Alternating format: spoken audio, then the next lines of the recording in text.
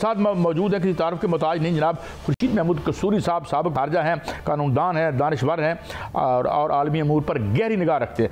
कसूरी साहब, thank you very much for your time. Kasuri साहब, what was unthinkable 2 to 3 months back, आज हम जो देख रहे हैं, जिस तरह अमेरिकन एम्पायर अनरेवल कर रही है, कैसे देख रहे हैं इस कॉन्फ्लिक्ट को? क्या आप एक्सपेक्ट कर रहे थे? Did you see coming?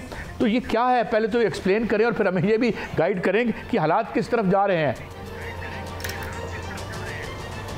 ये आप टैरिफ्स की बात कर रहे हैं ना जी? जी, ये जो वॉर है, ट्रेड हेलो जी, ट्रेड वॉर। जी हाँ, देखिए ये जो ट्रेड वॉर है, इसकी इंडिकेशन तो प्रेसिडेंट ट्रंप ने पहली टर्म में दी थी, लेकिन उनकी टर्म में वो अपने प्रोग्राम पे अमल दरामद नहीं कर सके और उनकी बड़ी ज़्यादा रेजिस्टेंस थी उस दौर में। अब के जिस किस्म का मैंडेट उनको मिला है वो एक बिल्कुल मुख्तलिफ नौइयत है, लेकिन जो भी ये कर रहे हैं इसकी क्या, आप जब तवक्को की बात करते हैं, किसी को ये अंदाज़ा नहीं था कि इस तेज़ी से मामलात आगे बढ़ेंगे और मुझे कम से कम ये लग रहा है कि ये अमेरिका के हक़ में नहीं जा रहे और उसकी वजह यह है कि ये ट्रंप साहब अब जो टैरिफ्स लगाए जा रहे हैं और जो चीन का और अमेरिका, अब तो ये मज़ा का खेज़ हो गया है, कल वो 2000 करेंगे तो 4000%। बेसिकली मसला यह है कि it amounts to a trade embargo. Trade हो ही नहीं सकता, चाहे 100% हो, 80 हो, 200 हो, 250 हो, तो वैसे ही कहानी है, ये तो बचकाना सी बात है। इसीलिए वो चाइना WTO में हर दफ़ा चला जाता है। अब पॉइंट इसके अंदर ये है कि जो पहले ये समझा जा रहा था कि दुनिया पिछले 80 साल से कम वेस्टर्न पावर्स, अमेरिका कहते थे कि हम रूल्स बेस्ड ऑर्डर हैं, और दूसरों के बारे में, चीन रूस के बारे में वो ये कहते हैं कि ये रूल्स बेस्ड ऑर्डर नहीं है। अब तो फिर वो ये कहते थे कि हम स्टेबिलिटी के हम सिंबल्स हैं। अब तो ये वाज़ेह हो गया कि स्टेबिलिटी का सिंबल अगर कोई नज़र आ रहा है वो प्रेसिडेंट ही हैं। तो मेरा ख्याल है कि अब प्रेसिडेंट ट्रंप को शायद 2-3 चीज़ों को अंदाज़ा नहीं था। और एक तो यह है कि जिस तरीके से गई तो ठीक है, उन्हें पहले मौका नहीं मिला, अब के मौका मिला और वो कर रहे हैं जो उनके दिल में था। मेरा नहीं ख्याल है कि इसको थिंक थ्रू किया गया है, अगर कि उनके राइट विंग के थिंक टैंक भी हैं। और अब नज़र ये आ रहा है कि वो इससे खुश नहीं, क्योंकि बहुत से लोग ये सोच रहे हैं कि बकौल उनके ये गेम चीन के हक में जा रही है, medium term to long term, medium में भी और लॉन्ग में भी। उसकी एक वजह है, जो अमेरिका की ताकत के मुख्तलिफ सरचश्मे थे कि जो इनकी असली ताकत थी वो सॉफ्ट पावर थी, जो प्रोफेसर जोसेफ नाई ने जिस पे लिखा भी है। और सॉफ्ट पावर जो थी उसको मुख्तलिफ तरीक़ों से वो सिंबलाइज होती थी, और वो एक तो हॉलीवुड थी, उसके अलावा अमेरिकन जो कल्चर था सारी दुनिया में फैल रहा था, और उसके यूनिवर्सिटीज़ थी उनकी, और उनके जो ये जो हैं USAID थी, जिससे लाखों लोग अफ्रीका एशिया के गरीब तरीन लोग जो थे उनको ना सिर्फ, कईयों को तो खाना पीना उस पर चलता था, और कई जो थे उनको अगर वो दवा ना लें, टीका ना लगवाते तो जिंदा नहीं रह सकते। तो इन्होंने तो कमाल कर दिया है कि जितनी अपनी वो थी सॉफ्ट पावर उसको ख़त्म करने के दरपे हैं। अमेरिका में जो लोग समझने वाले हैं बहुत इस पे नाखुश हैं और इस पे बहुत कुछ लिखा जा रहा है। अब दूसरी चीज़ ये है कि जिस हिसाब से ये लगा रहे हैं टैरिफ्स, शायद इन जो ये गुस्से का इजहार कर रहे हैं कि कभी 145 फिर 250, चाहता हूँ इंटरजेक्ट कर रहा हूं। बुनियादी वजह यह है कि कसूरी साहब, मैं सिर्फ एक सवाल बीच में ऐड करूं, जारी रखिएगा। कैन वी से it is the beginning of the end of American या फॉल ऑफ अमेरिकन एम्पायर? देखिए इट्स टू अर्ली, लेकिन मैं इसमें आप खुद अंदाज़ा लगा सकेंगे कि इसका नताइज क्या निकलेंगे, फिर आप उससे अंदाज़ा आपको हो जाएगा कि हिस्ट्री इसको कैसे रिकॉर्ड करेगी। एक चीज़ तो क्लियर है कि अगर प्रेसिडेंट ट्रंप ने रिवर्स ना किया किसी बहाने से, चाहे वो चाइना का आज वो अपॉइंट हो गया ट्रेड पे एनवॉय, और कोई रास्ता ना ढूंढा, तो जिस तरह 9/11 को कहा जा रहा था it's a crash crack in time. ये जो इनकी टैरिफ जिस डेट पे भी शुरू हुए हैं, जब ये आए हैं इस महीने में, वो क्रैक इन टाइम ही समझा जाएगा। दुनिया चेंज हो गई है उसके बाद अगर ये इसको रिवर्स नहीं करते। लेकिन हुआ ही है, इनको बिल्कुल अंदाज़ा नहीं था कि रिएक्शन क्या होगा।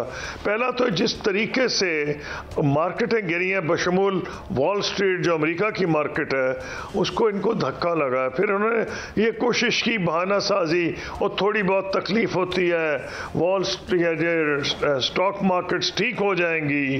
फिर इनको जो ज़्यादा तकलीफ हुई जब वहाँ के जो बॉन्ड्स थे, बॉन्ड्स के इंटरेस्ट बढ़ने लगे, क्योंकि ये खुद रियल एस्टेट में है और इनके बहुत से कैबिनेट कॉलीग्स भी अरबपति हैं रियल एस्टेट के।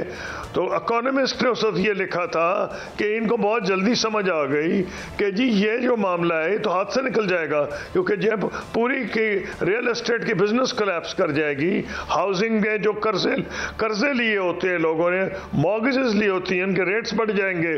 तो फिर इन्होंने उसको कह दिया जी 90 डे मैं इसको फ्रीज कर रहा हूं और मुल्कों को नेगोशिएट का मौका दूंगा, नेगोशिएट कर सके। फिर इनको एक और धक्का लगा जब इन्हें बताया गया कि अमेरिका में गाइडेंस आपसे चाहिए। मैं सवाल करूंगा बीच में कि जो अमेरिका है, ये तो नज़र आ रहा है कि ट्रंप ने जो कुछ किया है ये सोचे समझा मंसूबा नहीं था, उन्होंने ऐसे ही कर दिया। इसके पीछे कोई इतनी बड़ी थिंकिंग नहीं थी, होती तो बिल्कुल बाहर नज़र आ जाती। लेकिन दूसरी जानब नज़र आ रहा है कि जो चीन है, चीनी सदर ने बाकायदा तौर पर दुनिया के दौरे शुरू कर दिए हैं और बाकायदा तौर पर एक ब्लॉक, तजारती ब्लॉक बनाना शुरू कर दिया है। उन्होंने उनके त्यारे जो हैं उनका ऑर्डर कैंसिल कर दिया, जो बोइंग त्यारे बनाने का ऑर्डर था चीन ने, और उस पर जो है वो अमेरिका कह रहा है कि 245% जो है वो टैक्स लगाया जाएगा। इस तरह जो ट्रंप जो टैक्स बढ़ाता जा रहा है, क्या वो वापस होगा, क्या वो वापस आएगा, या वो अपनी इस डगर पर चलता रहेगा? और आप क्या देख रहे हैं कि इस तरह अगर यही रवश रहती है तो दुनिया तजारती ब्लॉकों में तकसीम होने जा रही है, और अमेरिका कहाँ खड़ा होगा इस सूरत हाल में? देखिए बात यह, पहली चीज़ है मुझे ब्लॉक तो कम नज़र आ रहे हैं, लग रहा है कि एक तरफ अमेरिका हो जाएगा, दूसरी तरफ यूरोपियन यूनियन, चीन, रूस, थर्ड वर्ल्ड, आसियन कंट्रीज, क्योंकि सबके इंटरेस्ट जो है वो दूसरी तरफ है। इस वक्त अमेरिका की अगर इकॉनमी अब समझे 20-25% हो भी जीडीपी दुनिया का, तो 75% तो दूसरी तरफ भी है ना। और अगर कई ममालिक ने अपनी इकॉनमी को बेस किया था ट्रेड पे, जैसे वियतनाम है, मलेशिया है, एक हद तक हिंदुस्तान है, ये मुल्क किधर जाएंगे जिनकी सारी जो ग्रोथ हो रही थी वो एक्सपोर्ट लेड थी? तो इनको लामहला एक और तरीका ढूंढना पड़ेगा, विच मीन्स कि अमेरिका ये समझता है कि वो दुनिया एक अलहदा दुनिया है, उनकी मार्केट बहुत बड़ी है।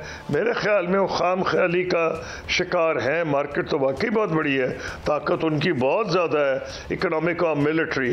लेकिन अगर सारी दुनिया ये कह के नहीं हम तो फ्री ट्रेड की तरफ जा रहे हैं, हम तो WTO के रूल्स के नीचे चलेंगे, तो फिर अमेरिका को बहुत मुश्किल होगा।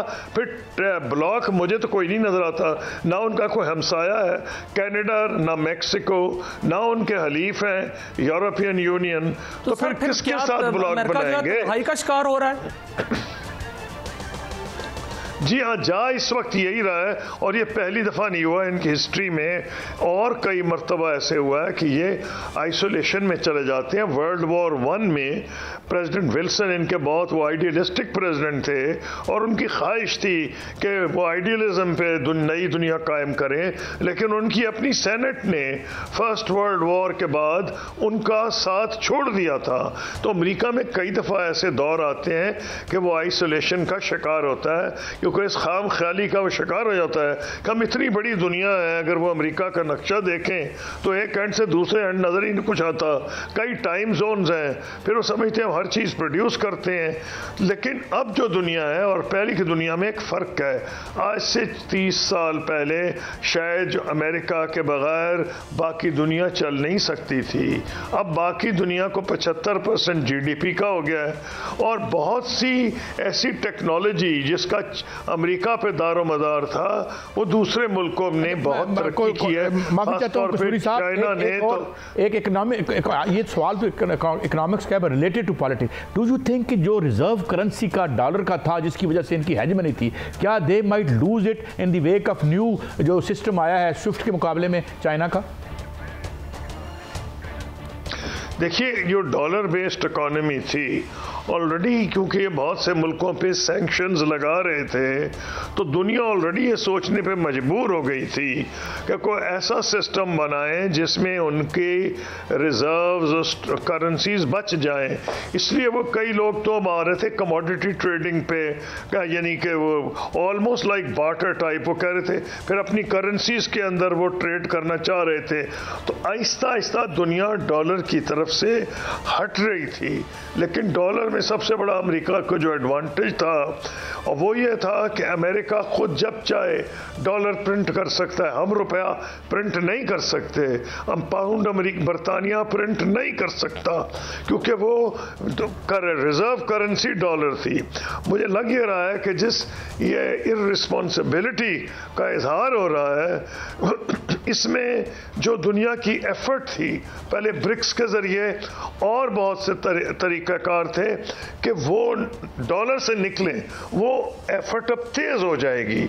और उसमें आप देखेंगे कि ज़्यादा से ज़्यादा मुल्क कोशिश करेंगे कि ब्रिक्स का मेंबर बनने की में जाने, क्योंकि ब्रिक्स में उन्होंने सवाई हिंदुस्तान के बहुत से मुल्कों ने ऐलान किया था कि वो डॉलर से अलहदा इस तरीके से होंगे कि वो अपनी करेंसीज में ट्रेडिंग शुरू कर देंगे, जिसमें प्रेसिडेंट ट्रंप बहुत नाराज थे।